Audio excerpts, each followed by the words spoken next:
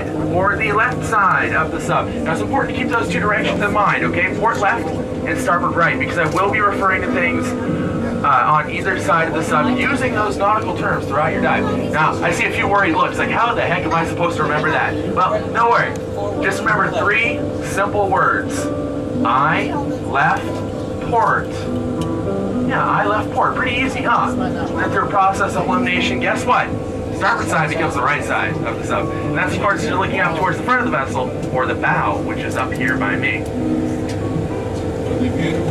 That's something right there. You can actually take that home with you. You know, you can use that even after this. I know I drive people crazy sometimes, you know, if I'm getting a ride from someone. Turn port here, turn starboard there. They just look at me, huh? Always fun. Now, I'd like to kind of familiarize you with the sub real quick. First thing I'd like to do in that regard is ask everyone to take just a moment here to sit straight up and gently lean back. Feel that back rest that most of you should have? Go ahead and turn around and introduce yourself to it. That's your new best friend for about the next 30 minutes or so. So make sure you're extra nice to each other. Now those windows right in front of you, those viewports, you are definitely encouraged to press your noses up against them all you'd like to, okay? Seriously, use all the viewports you have available to you. That means look up, down, left, right. Use your viewport, use your neighbor's viewport, even use the viewports behind you as well. You never know what you might see if you do that. And of course, do keep in mind, Murphy's underwater law does state that all the fish will be on the other side of the sub from where you're sitting. Yeah, it's kind of weird how it always works out that way.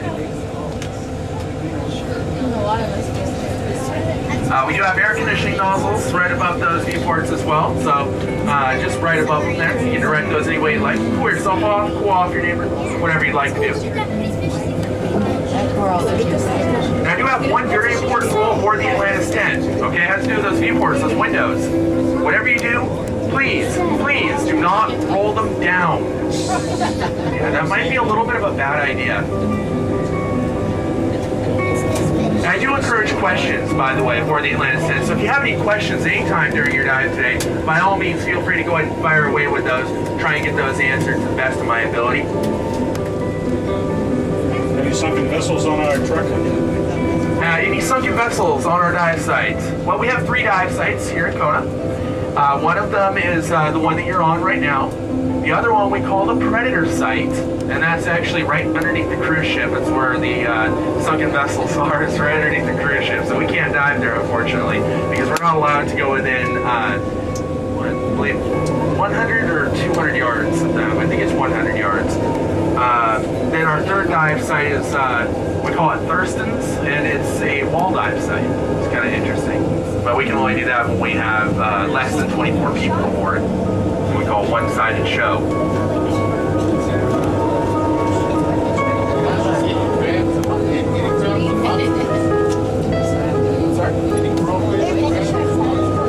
Any shellfish, crabs, lobsters, crawfish. Well, crawfish are mostly freshwater, but crabs and lobsters, yes, we do have them here, definitely. But your crustaceans, though, they're nocturnal animals. So they'll hide themselves, you know, underneath the sand during the day. Have just maybe 2 inches of sand covering them. That way they hide from predators. And they'll come out at night and they'll kind of scurry around the reef looking for little bits and pieces of food.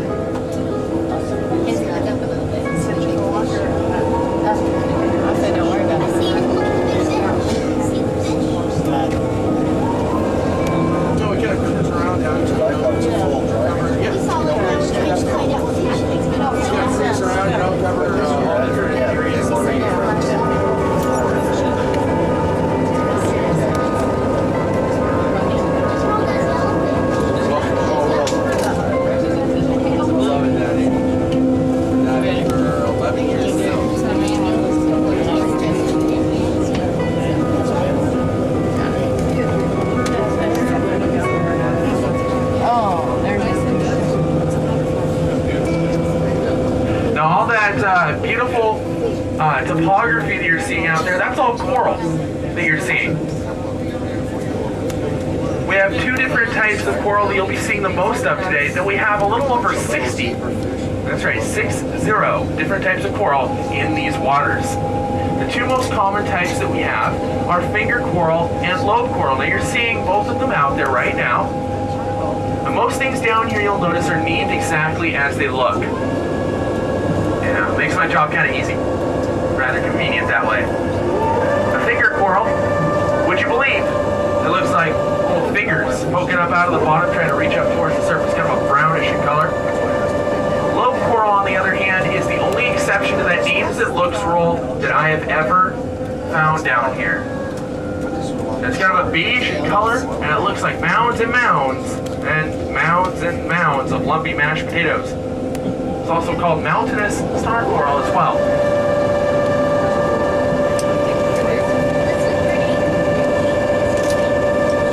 Oh, Captain's almost getting a little close to the bottom there. Whoa! We Touchdown! The crowd goes wild. Yes, I've seen the abyss a few too many times. We just settled down on the bottom here, though, a little area we call the landing zone, or for short, the LZ. It's a little area just barely large enough to fit our 65-foot long, 13-foot wide submarine.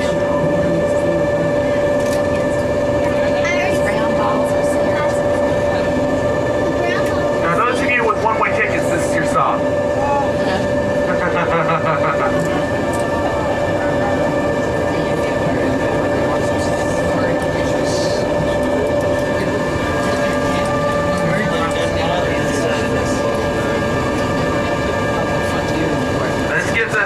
Excellent view of that beautiful coral topography. This is the exact same kind of view you'd get if you were scuba diving. What are those? It would look exactly like this. That coral topography is definitely my favorite thing to see when I come down here each and every time, either on the sub or scuba diving. Doesn't matter, always my favorite thing to see. Now I will let everyone know right now, we do have what appears to be brain coral in these waters. Alright, a lot of people ask me, hey, is that brain coral? No, it's not brain coral. Blue line snapper. It's often mistaken for it because it does look a lot like it, but it's called cauliflower coral. Very different. Some blue line snappers down here.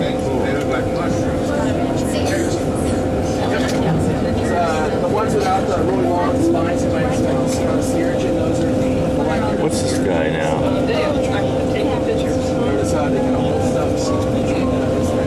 Those guys are pretty cool too, because they'll try and grab you. They'll try and grab you. A lot of fun work.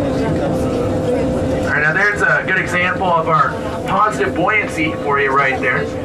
Captain Tomo turned off the vertical thrusters and look what happened. We lifted out of the LZ.